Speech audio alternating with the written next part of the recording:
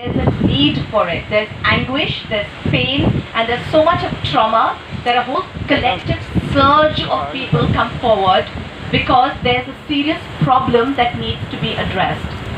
Most of the time we're fighting for laws, like women, when women empowerment, fighting for laws to protect. In most of the situations that we're facing with men too, we're fighting for laws to protect men, to protect us from things, not to create laws that will protect us, but to do away with certain laws because they're being misused, highly misused, grossly misused.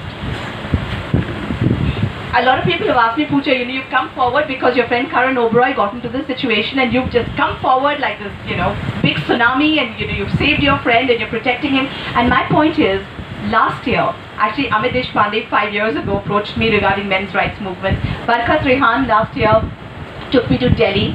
I spoke at the Constitution Club in Delhi for men's rights and the need for a men's commission, which is something she's really strongly propagating and fighting for. Men's rights has been something all you people have been actively fighting for over, I think, a decade. And then, of course, recently with the 2012 laws, 2015 onwards, there's been an active surge, an active momentum.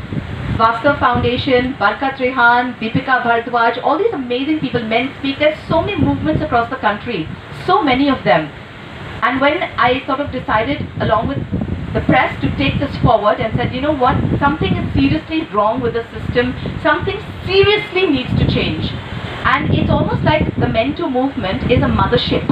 It's like a mothership, and all these amazing people that have done decades of collective work have come together to give it the momentum it needs. And every person that has suffered has come forward to give it the momentum it needs. Now, what do we need?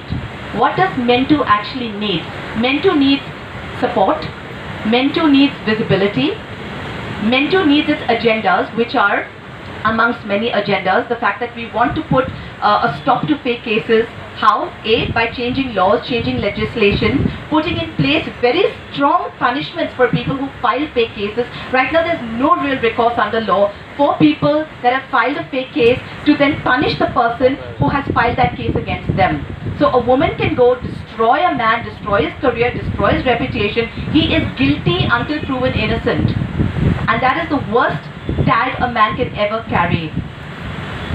It's not just him, it's his family, the women in his family, the men in his family, the children of his family, the elders of his family. Everybody suffers that hashtag.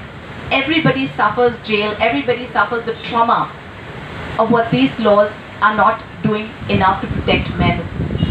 It's something that has become, if you see the Twitter, if you see Facebook, if you see all different social media posts, it is incredible how many people across the country have risen up. There have been demonstrations in Delhi thanks to Barkha. There have been some in Lucknow. There have been various parts of the country where Men Too movements have just come forward with these banners saying equal justice, equal punishment, equal laws. We need gender neutral laws. Why would a government not listen to that? Why would a government not want to protect its men? Why would a government only want to focus on protecting women to the extent that is punishing men?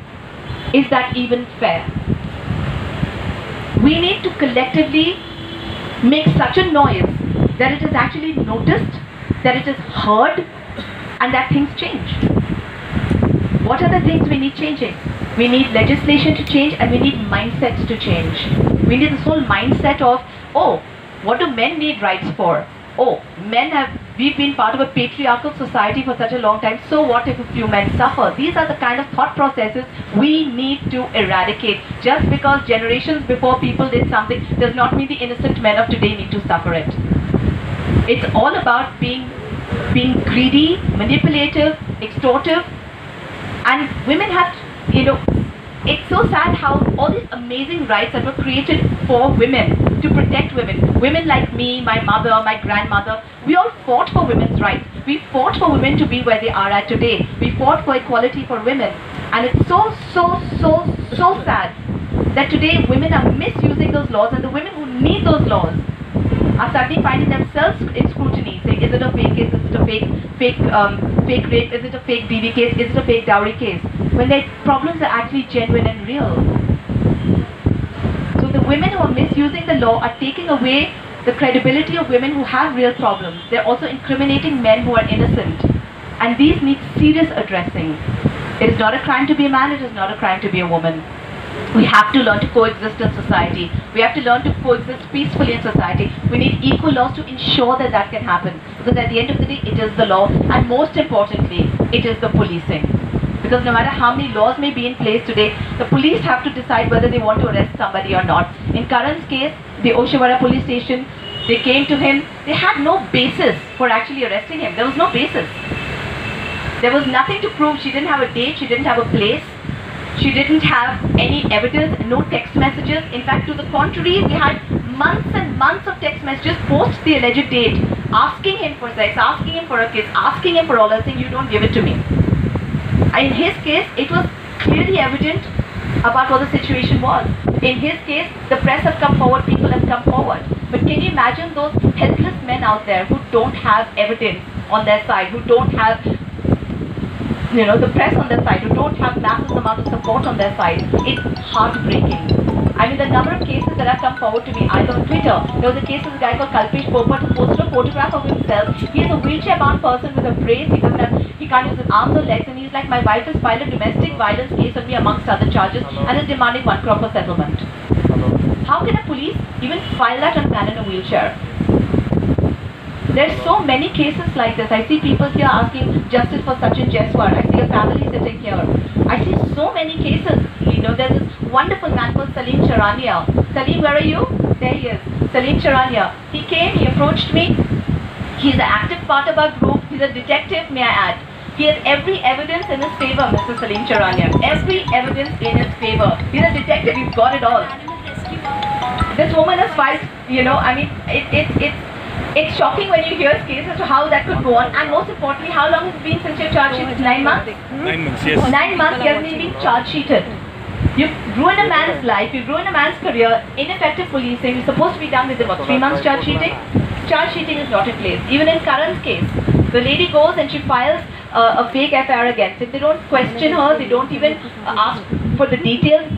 Most importantly, there's a second staged attack she puts on herself to try and stop Karan's bail. The police arrest their attackers. They tell them it's her lawyer. Lawyer says it's her. They still haven't confiscated her phone. It's been over a month. They haven't questioned her. They haven't even arrested her. The High Court judge turns around and asks the officer, why have you not questioned her, arrested her, or even confiscated her phone? And the IO had no answer. So even if laws are in place, the fact is, and the judges are there to see the logic of it, the investigating officer, the police force also needs to do its job. They need to be aware that it's the most crucial part between being booked and between being free is the job of the police. And they need to take that very seriously as well. And I can't thank all of you enough for your support. I can't thank all of you enough, not just the people who are sitting here today, but across the country. The amount of love, the amount of support, the amount of media support that this whole movement has gotten. And it's there because people recognize the need for it. They recognize it is the need of the hour. When it was important for women's rights, people fought for it. When it's important for men's rights, we will fight for it. There has to be equality in our country. We need to stand for equality, each and every one of us. And I can't thank all of you enough. I can't thank Amit enough, Barka and Deepika, please stand up and wave your hands. These women have fought so much and so hard. And I must have them come and speak a few words maybe a little later also. Because, and Amit, I can't thank you enough. He's such a sweetheart. Everyone, this man, again, 5 years ago he approached me.